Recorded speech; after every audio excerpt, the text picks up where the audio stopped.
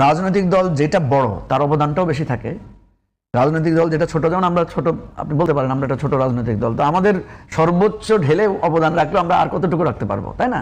তাহলে আমরা ইন্টেলেকচুয়াল জায়গাটাতে অবদান রেখেছি। বিএনপি ইন্টেলেকচুয়াল জায়গা থেকে শুরু করে সব জায়গায় মানে কায়িক শক্তি সবকিছু দিয়ে করেছে, জামাত সবকিছু দিয়ে করেছে। এখন প্রশ্ন হলো আমাদের যে ক্ষতিটা হয়েছে সেটা হচ্ছে এই অভ্যুত্থান পরবর্তীতে একটা লম্বা সময় আমরা কৃতিত্ব জাহির করা নিয়ে একটা বিভেদে লিপ্ত হয়েছে। এটা ছিল প্রথম বিভেদের সূত্র। প্রফেসর ইউনূসকে কিন্তু আমরা অনুরোধ করেছিলাম যে আপনি এই জাতীয় ঐক্যটাকে আপনি গুরুত্ব দেন। উনি প্রথমে যে ভুলটা করেছেন, উনি রাজনৈতিক দলের অবদানকে বাদ দিয়ে উনি ছাত্রদের অবদানকে বেশি হাইলাইট করতে গিয়ে এখানে একটা অবিশ্বাস বা একটা বিভেদ, ছোটোখাটো বিভেদ উনি তৈরি করেছেন।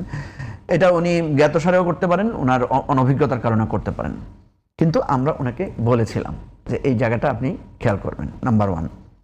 নাম্বার 2 হচ্ছে বিএনপি বিশেষ করে নির্বাচন বিষয়টাকে বেশি গুরুত্ব দিয়েছে, আর জামাত সহ অন্যান্য দল, ইভেন আজকে যারা এনসিপি বা ছাত্ররা, তারা সংস্কারটাকে বেশি গুরুত্ব দিয়েছে।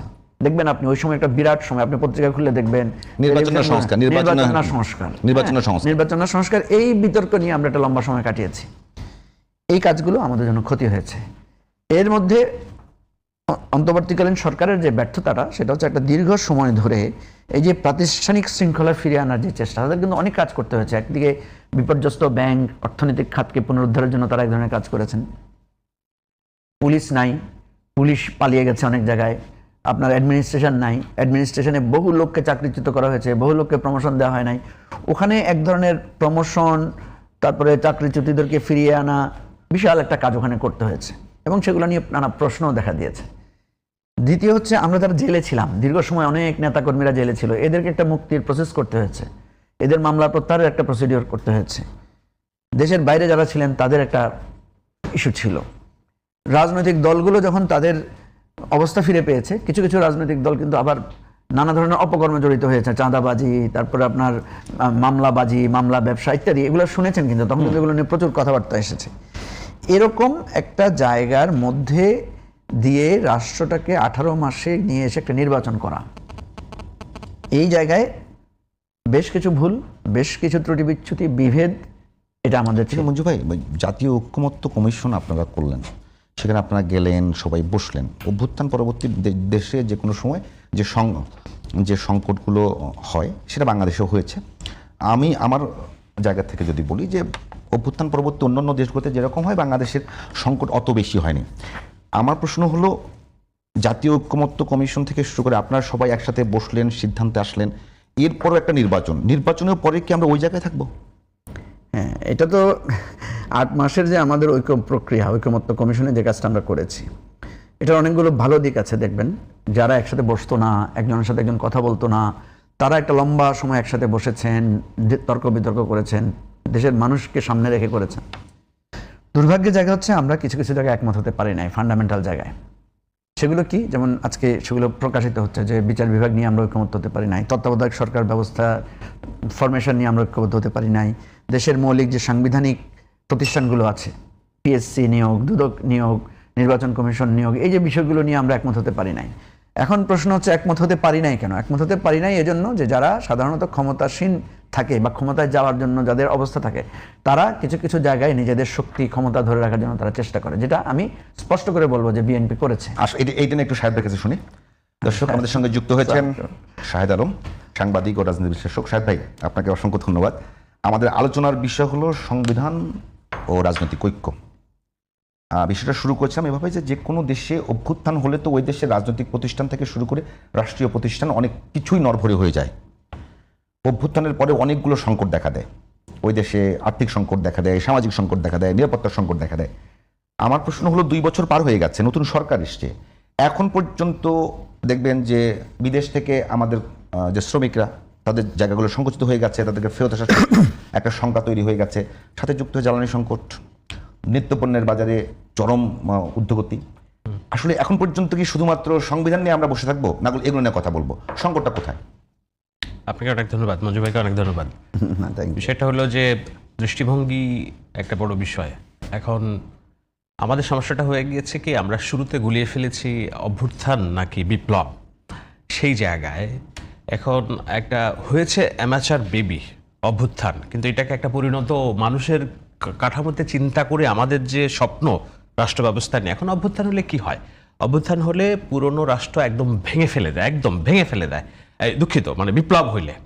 তো সেই বিপ্লব, আপনি রুশ বিপ্লব দেখেন, ইরানি এখন যে বিপ্লব চলছে কন্টিনিউ করছে, দীর্ঘ আন্দোলন, এবং সেটা একটা 15, 16, 17 বছর একটা সশস্ত্র আন্দোলনের মধ্যে হয়।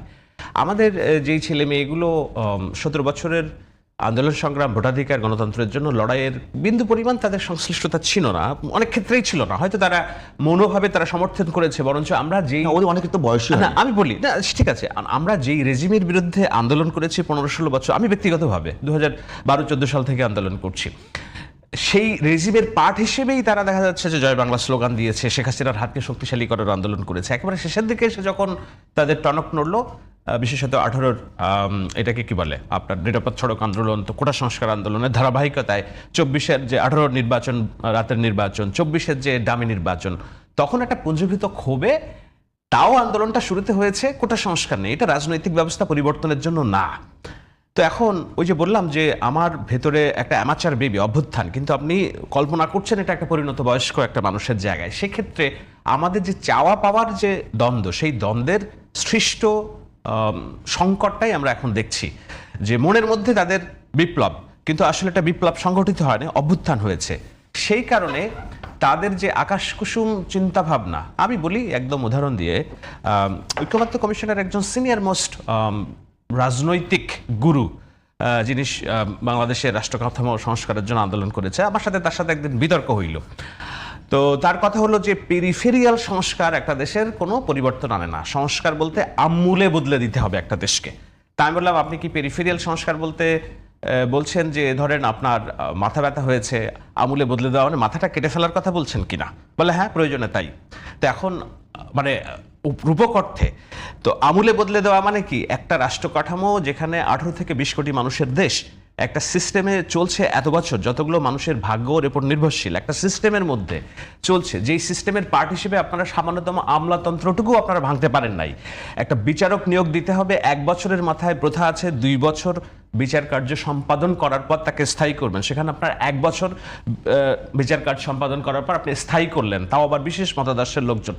আপনারা 2টা বছর যে ভ্যারেন্ডাটা ভাজলেন, সেই ভ্যারেন্ডা ভাজার মধ্য দিয়েও তো রাষ্ট্রের বেসিক সংস্কারের কথা আপনারা নিজেরা কল্পনা করতে পারেন নাই। সেখানে একটা স্বাধীনতার পর থেকে যেটা এত লক্ষ লক্ষ মানুষের রক্তদানের মধ্য দিয়ে যে রাষ্ট্র ব্যবস্থা, সেই রাষ্ট্র ব্যবস্থা গড়ে উঠেছে, যেখানে 18-20 কোটি মানুষের ভাগ্য নির্ভরশীল, সেটার আপনি মাথা কেটে দিবেন, সংবিধান ফেলে দিবেন, আপনি সবকিছু ভেঙে চুরে দিবেন, আপনি একটা ভাগাড়ে পরিণত করবেন। ওনাদের মননে ওটা ছিল, কিন্তু ওনারা সক্ষম ছিলেন না। মননে বিপ্লব ছিল, কিন্তু আসলে সেটার অভ্যুত্থান। অভ্যুত্থান কি? একটা অগণতান্ত্রিক শাসন ব্যবস্থার মধ্যে ফুসে ওঠা পুঞ্জীভূত ক্ষোভ। আমার কাঙ্ক্ষিত একটা রাষ্ট্র ব্যবস্থায়, নির্বাচন ব্যবস্থা যেটা আমি চাই সেটা তুমি দিতে পারছো না, সেটা ভুলন্তিত করছো, সেইটার বিরুদ্ধে পুঞ্জীভূত ক্ষোভ। সাথে আমি এখন মনে হয় ওই জায়গাটায় একটা সমাধান এসছে। আমার কথা হলো, যে কোনো স্বৈরশাসন বলেন, ফ্যাসিবাদী শাসন বলেন, তারা কিন্তু ওইটাকে টিকিয়ে রাখার জন্য সংবিধানে অনেক কিছু পরিবর্তন নিয়ে আসে, নিজেদের মতো করে।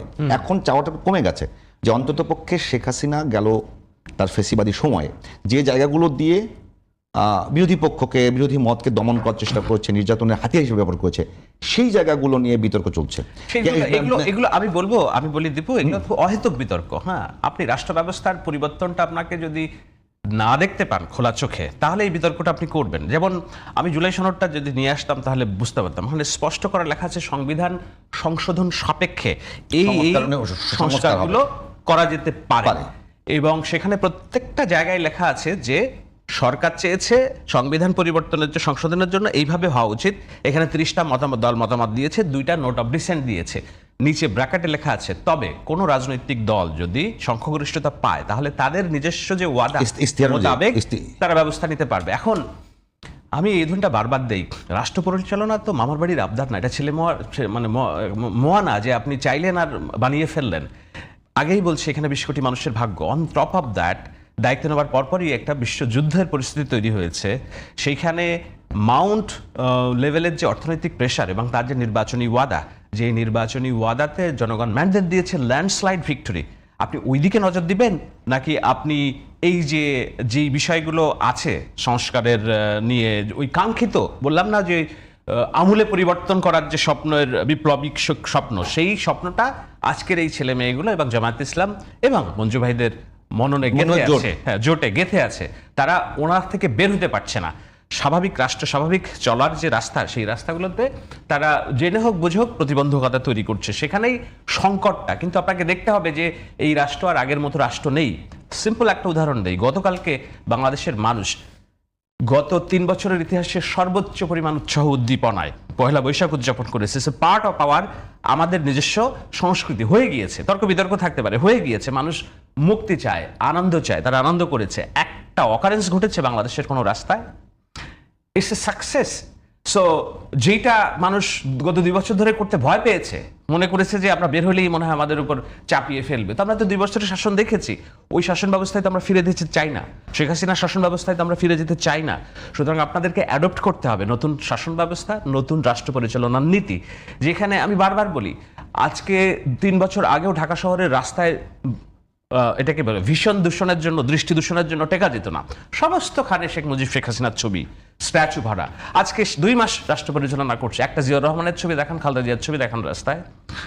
আমি তো জানি মিস্টার রহমান উনি নিজেই অনেক সময় রাস্তা পরিষ্কার কিভাবে করতে হবে সেটার ইনস্ট্রাকশন দেন। আমি জেনে বুঝেই বলছি, আমি এমন না জেনে বলছি, আমি জেনে বুঝেই বলছি। তো এগুলা তো আপনাকে দেখতে হবে দৃষ্টিভঙ্গি। একটা মানুষ সাদা শার্ট পরে ঘুরেন মাসের পর মাস, রাস্তায় বাজালে চললে একটা হর্ন বাজান না তিনি, তাই না? মানুষের সাথে কথা বলছেন। সাধারণ মানুষ আগে পিএমকে দেখলে পাছা ফিরিয়ে দাঁড়াতে হতো, এখন যে সামনে যে সালাম দেয়। তো আপনাকে তার অ্যাপ্রোচটাও দেখতে হবে।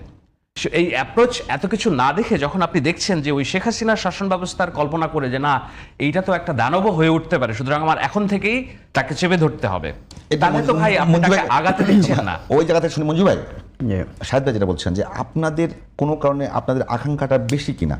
আমি যদি বলি যে এখন পর্যন্ত বিরোধী দল থেকে আপনারা কর্মসূচি ঘোষণা করেছেন, সেটা সংবিধান নিয়ে, গণভোট বাস্তবায়ন নিয়ে, এই যে এতগুলো সংকট চলছে দেশে, এগুলো নিয়ে অন্তপক্ষে পরামর্শমূলক কোনো জায়গা খুব বেশি দেখা যাচ্ছে না। আমি একটু কানেক্ট করে দিই মঞ্জু ভাইকে, যে যেমন একটা ঘটনা, যেমন মব নিয়ে কথা হচ্ছে, নারায়ণগঞ্জ কুষ্টিয়ায় যে মারা গেল, আপনি দেখেন যে মঞ্জু ভাইদের দল জোট থেকে একটা মিছিল বের করলো না যে আমরা এই মব তো গত 2 বছর ধরে আমরা চলছে, অগণিত মানুষ মরছে, নো স্টপ দিস। পরে দেখা গেল যে না, জামায়াত ইসলামের মূল এটা, তার মধ্যে এখন বিএনপি কি জামায়াত ইসলামের লোকজনকে গ্রেপ্তার করে রাজনৈতিক আওয়াজ তৈরি করবে? আপনি বলুন মঞ্জু ভাই। বিএনপি তাহলে গ্রেফতার করবে না অপরাধীদেরকে? আপনাদের সেই দাবি তো অন্য কিছু হলে তো রাস্তাঘাট আপনি তো দেখেন না, আমরা তো দাবি দিয়েছি। আপনার খেয়াল রাখতে হবে যে আমরা প্রথম দিন, আমি ওই জায়গাটা শুরু করি যে আমার কথার সাথে আমি একটা লিঙ্ক করি। প্রথম কথা হচ্ছে 90-এ গণ অভ্যুত্থান হয়েছে, 69-এ গণ অভ্যুত্থান হয়েছে, 52-তে গণ অভ্যুত্থান না হলেও একটা ভাষা আন্দোলনের, 62-এর আন্দোলন হয়েছে একটা।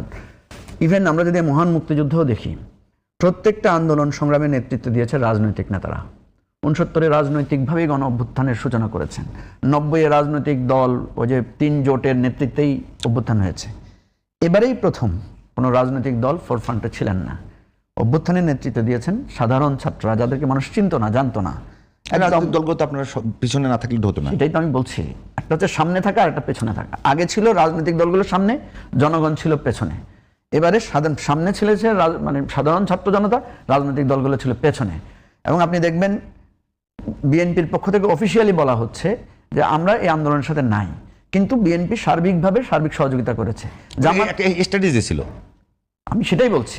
মানে আপনার আগের স্ট্র্যাটেজি আর এবারের স্ট্র্যাটেজি তো চেঞ্জ।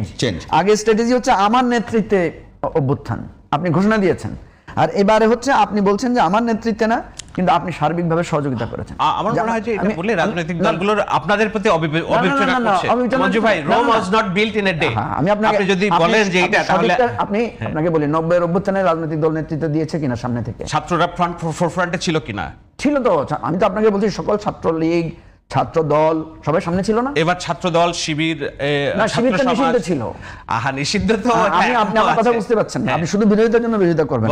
প্রথম কথা হচ্ছে আমি যেটা বুঝতে চাচ্ছি, আপনি কারণ বলেছেন বলে বলছি, আপনি বলছেন 17 বছর ছাত্ররা কোনো আন্দোলনে ছিল না। ট্রু ছিল না বলেই তো আপনি পারেন নাই। আপনার দলে মেসি আসেন নাই বলে আপনি গোল দিতে পারেন নাই। 17 বছর আপনি গোল খেয়ে গেছেন। আপনি চেষ্টা করছেন, বারবার রাজপথে আসছেন, মার খেয়েছেন। আপনি বলতে কি আমি আমাদের কথা বলছি, আমি আমার আত্মসমালোচনা করছি। আমরা মানে রাজপথে মহাসমাবেশ ডেকেছি, বারবার গিয়েছি, মানুষকে ডেকেছি, মানুষকে